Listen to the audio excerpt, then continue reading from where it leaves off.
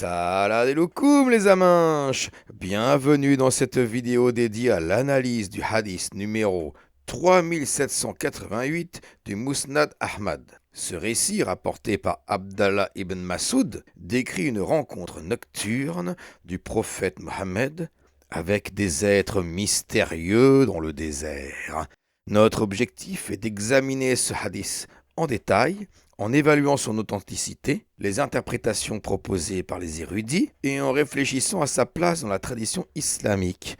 Et si cette tradition islamique ne serait pas un petit peu éclatée au sol? Alors nous commençons par la présentation de ce hadith qui nous raconte quoi?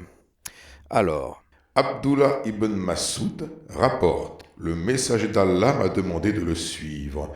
Nous avons marché jusqu'à ce que nous atteignions un certain endroit où il a tracé un cercle pour moi et m'a dit: Reste à l'intérieur de ce cercle et ne le quitte pas, car si tu en sors, tu périras. Je suis donc resté à l'intérieur. Le prophète s'est alors éloigné un peu. Ensuite, il est revenu et a mentionné avoir rencontré des êtres ressemblant aux Zoutes. Ils étaient grands, minces, sans vêtements, mais je ne pouvais pas voir leurs parties intimes. Ils sont venus et ont commencé à monter sur le messager d'Allah, tandis qu'il leur récitait le Coran. Yipa, cowboy, chevauché. Ils se sont... Non, ça c'est pas dans le hadith, j'exagère. Ils se sont également approchés de moi, tournant autour de moi et me troublant, ce qui m'a terrifié. Je suis resté assis, effrayé. Lorsque l'aube s'est levée, ils sont partis. Le messager d'Allah est revenu, semblant fatigué, souffrant. Il avait mal. Je sais pas où, mais il avait mal. Il a dit: Je me sens lourd. Il a reposé sa tête sur mes genoux. Ensuite, d'autres êtres sont venus, vêtus de longs vêtements blancs. Le prophète s'est endormi. J'ai été encore plus effrayé qu'auparavant. Ils ont dit entre eux: Ce serviteur a reçu quelque chose de bon. Ses yeux dorment, mais son cœur est éveillé. Ils ont proposé de lui donner une parabole. L'exemple est celui d'un maître qui construit un bâtiment solide, envoie de la nourriture aux gens, et ceux qui ne répondent pas à l'invitation sont sévèrement punis. Puis le prophète s'est réveillé et m'a demandé: Qu'as-tu vu, ô Ibn Abd? Je lui ai raconté ce que j'avais vu. Il a dit: Rien de ce qu'ils ont dit ne m'était caché, ce sont des anges. Ce hadith est magnifique. Assez perturbant, je l'avoue, voir le prophète se faire chevaucher toute une nuit par des êtres nus, très grands, ressemblant à des zoutes. Peut-être qu'il y a des grosses zoutes, je ne sais pas ce que ça veut dire, mais il ressemble à des zoutes. Non, zoutes, c'est un peuple, peut-être originaire d'Inde ou de Perse, on ne sait pas. Et qui vivaient tout nus, et qui ont chevauché le prophète toute la nuit. Oh mince, c'est assez humiliant. Alors, vérifions l'authenticité de ce hadith. Alors, ce hadith est rapporté dans le Musnad Ahmad, une compilation de hadiths classés par compagnons. Certains érudits, comme Ahmad Shakir, l'ont classé comme Sahih, authentique, tandis qu'Al-Albani, le grand cheikh Al-Albani, l'a considéré comme Hassan Sahih, bon et authentique. Cependant, d'autres chercheurs, il faut le dire, ont exprimé des réserves quant à la chaîne de transmission. Par exemple, il est mentionné que Amr al-Bikali n'aurait pas entendu directement d'Ibn Masoud, ce qui rendrait la chaîne Munkati, c'est-à-dire interrompue. De plus, dans le Sahih Muslim, Ibn Masoud affirme ne pas avoir accompagné le prophète lors de la nuit où il a rencontré les djinns, ce qui pourrait contredire le contenu du hadith en question. Sauf que non, c'est un autre, ça n'a rien à voir. Là, c'est pas considéré comme des djinns. C'est soit des anges, soit des humains, on ne sait pas trop, mais c'est... Là, ceux qui utilisent cette hypothèse-là, franchement, c'est pas très fort. Alors, nous allons nous intéresser à la réputation quand même d'Ibn Masoud, celui qui a rapporté ce hadith et qui était seul avec le prophète. On dira ce hadith est peut-être sahih selon certains, mais il est isolé, il n'est pas mutawatir. Bah oui, mais on n'y peut rien. Ibn Masoud et le prophète étaient tous les deux seuls. Il ne peut pas y avoir d'autres témoins. Donc tout va reposer sur la réputation d'Ibn Masoud là. Quelle est sa réputation alors? Eh bien écoutez, selon Wikipédia, il est unanimement reconnu par les érudits musulmans comme l'un des compagnons les plus éminents du prophète Mohammed, notamment pour sa connaissance approfondie du Coran et de la Sunna. Ah mince. Alors, sa réputation d'après les érudits, une expertise coranique. Le prophète a recommandé d'apprendre le Coran de 4 compagnons, en mentionnant en premier lieu Ibn Masoud. Il a appris directement plus de 70 sourates du prophète et était considéré comme une autorité en matière de récitation et de compréhension du Coran.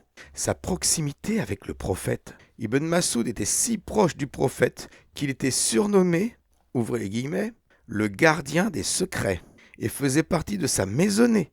Il le servait personnellement, portant ses sandales et son oreiller et l'accompagnant dans ses déplacements. Donc c'était vraiment l'ami intime qui était là tout le temps, même quand le prophète fait caca. Il était là.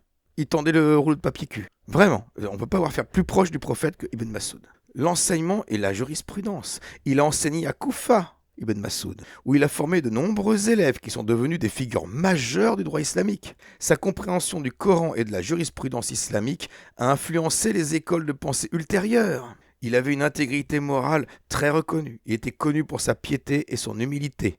Il a refusé des postes de pouvoir, donc incorruptibles, et a vécu modestement. Son engagement envers la vérité et la justice était exemplaire. Quelques témoignages d'érudits comme Omar ibn al-Khattab, le deuxième calife. Il a dit d'Ibn Mas'ud: il est plein de science et de compréhension. Udaïfa ibn al-Yahman, ce compagnon, a déclaré: je ne connais personne plus proche du prophète en conduite et en guidée qu'Ibn Mas'ud. Donc quand même, on a affaire à un hadith qui est peut-être discuté par certains, mais sahih par d'autres, et des figures éminentes, rapporté par Ibn Mas'ud, qui est la perfection en matière de compagnon. Ça va être compliqué de nier que ce hadith ne repose sur rien. On ne peut pas dire qu'il repose sur rien. D'accord ? Alors, comment s'en sortent les érudits face à une telle horreur ? Un prophète qui se fait chevaucher toute la nuit quand même, jusqu'à ce épuisement complet. Les érudits ont proposé différentes interprétations de ce hadith. Certains considèrent que les êtres rencontrés étaient des anges, comme l'indique le prophète à la fin du récit, sauf qu'il parle de ceux en chemise blanche qui sont arrivés après, pas de ceux qui l'ont chevauché. Ceux qui l'ont chevauché, ils n'étaient pas en chemise blanche, ils étaient à poil. Là, ça marche pas, je suis désolé. D'autres suggèrent qu'il s'agissait d'une vision ou d'un rêve symbolique. Ibn Mas'ud, il n'a pas dit j'ai rêvé ou j'ai une vision. Et en plus, le mec, il est fiable. Il a une mémoire d'éléphant, il est exemplaire, tout. Il n'a pas dit j'ai rêvé, j'ai une vision. Donc là, je comprends pas. Il est important de noter que ces interprétations visent à comprendre le hadith tout en respectant la figure du prophète. Vous comprenez ? C'est pour ça, il n'y a pas de... Comment dire ? Il n'y a pas d'objectivité. Un érudit musulman, il ne peut pas dire que le prophète s'est fait chevaucher toute la nuit. Il est obligé de trouver autre chose, d'interpréter ça n'importe comment avec tous les moyens du bord. Et c'est pas évident. C'est pas évident face à Ibn Mas'ud qui raconte ça. Ah oui. Alors, l'analyse linguistique maintenant. Donc, l'analyse de, comment ça s'appelle, de Rakiba, ou de ce qui est marqué dans le hadith, Yarkabunna Rasulallah. Désolé pour la prononciation, je ne suis pas arabophone, je m'applique. Yarkabunna Rasulallah. Le verbe arabe rakiba signifie principalement monter ou chevaucher. Cependant, dans certains contextes, il peut également signifier dominer, dominer comme une domina, subjuguer. Dans ce hadith, l'utilisation donc de Yarkabunna Rasulallah pourrait donc être interprétée de plusieurs manières. Le sens littéral, c'est il montait physiquement sur le prophète ou il chevauchait le prophète. Le sens métaphorique, donc driblistique, si vous voulez, footballistique, c'est ils exerçaient une forme de pression ou d'influence sur lui. Sauf que c'est lui qui leur récitait le Coran. C'est marqué dans le hadith. Alors c'est quoi l'histoire ? Bref. Il est important de noter que le prophète, après cet événement, a exprimé une sensation de lourdeur et de fatigue. Il était fatigué, il se sentait lourd, il n'en pouvait plus. Ce qui pourrait soutenir l'idée d'une interaction physique quand même. Ou alors spirituelle, mais intense, très, très, très profonde au niveau spirituel. Alors, les érudits interprètent ça comment ? Ils proposent différentes interprétations de cet épisode, les érudits musulmans. Soit c'est une rencontre avec des anges, le prophète a identifié ces êtres comme étant des anges, je répète, non, il parle de ceux en chemise blanche, mais bon, pas de ceux qui sont à poil quand même. Quoique l'autre n'a pas identifié ses sexes, peut-être c'est des anges du coup, s'ils n'ont pas de sexe, je sais pas. Ou des trans. Alors, certains érudits suggèrent que cette interaction était une forme d'enseignement ou de transmission spirituelle. Deuxième interprétation possible, c'est une épreuve spirituelle. D'autres érudits interprètent cet événement comme une épreuve ou une initiation spirituelle où le prophète aurait reçu des connaissances ou des responsabilités supplémentaires. Dernière interprétation des érudits musulmans, vision symbolique. Certains considèrent que cette expérience pourrait être une vision ou un rêve symbolique représentant des concepts spirituels ou des messages divins. Alors, c'est important de souligner effectivement qu'aucun érudit reconnu n'a interprété cette expression dans un sens sexuel ou dégradant. Pas de chevauché, fantastique, pas de Marc Dorcel, pas de gangbang dans le désert. Non. Bah c'est normal, ils sont musulmans.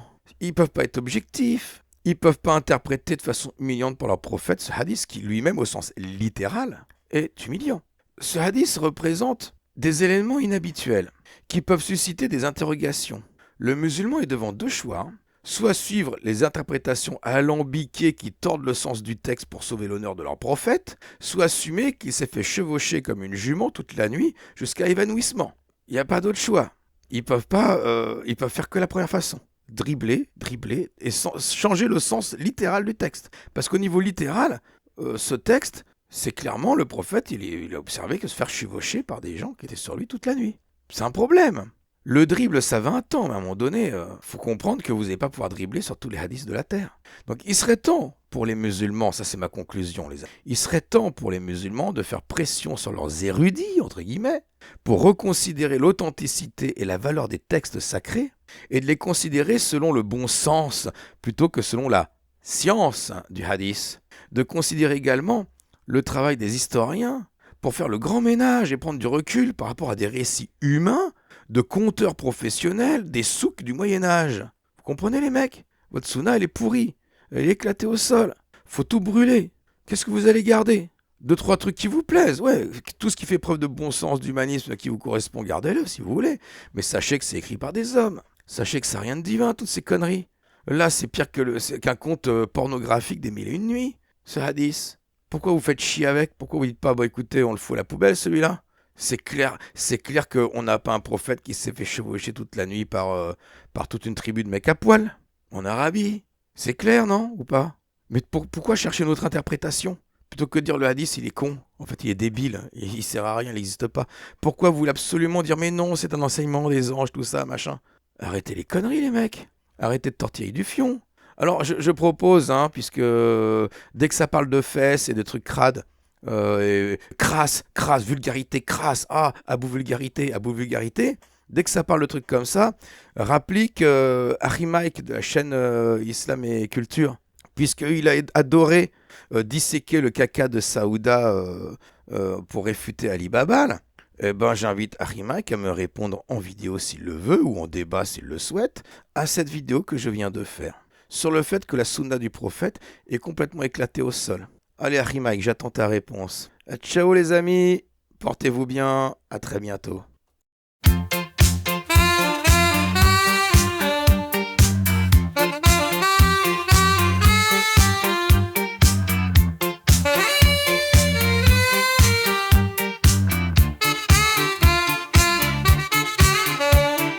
T'as l'impression d'être bourré, t'entends une voix qui t'appelle. T'es béat et halluciné, y'a comme des bourdonnements d'abeilles. Cherche pas, c'est toi, le prophète Mahomet. Si tu crois que t'es fou, ben c'est vrai. Le démon qui te suit partout, c'est toi.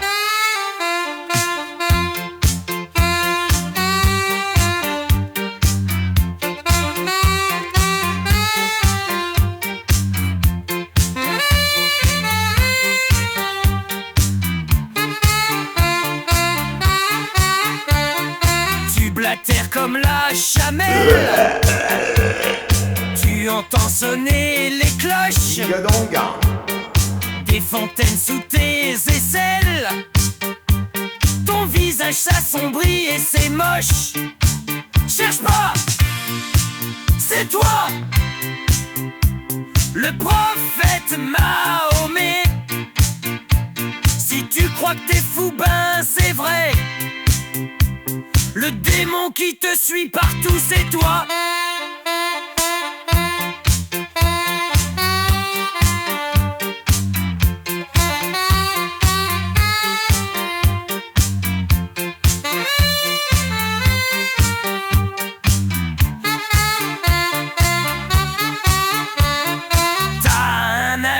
Imaginaire, atteint de priapisme ordinaire, et tu te laves le derrière avec toutes sortes de pierres, toujours en nombre impair. Cherche pas, c'est toi.